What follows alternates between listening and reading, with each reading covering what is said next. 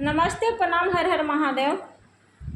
और एगो रामदयाल भैया हथी, रोज रोज हथी कमेंट करे कि हमार नाम धर के गावेला।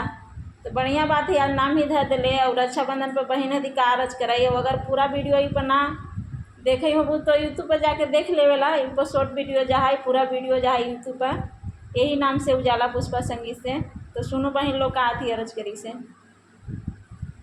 आइल महीना सावन बाटे त्योहारा पावनमा होए भैया आई जाना छोड़ के नौकरिया बहनिया रखिया बान्हब होए भैया आई जाना छोड़ के नौकरिया बहनिया रखिया बान्हब हो नाहिया मांगब खजाना माया करिया ना बहनवा हो भैया हमारा ला तोरे मुँह से कनावा तो देतानी आशीषवा तो जुग जुग जी हो भैया तुम्हारे ला तोरा मुँह से कनावा तो देतानी आशीषवा तो भैया जुग जुग जी हो भैया आई जाना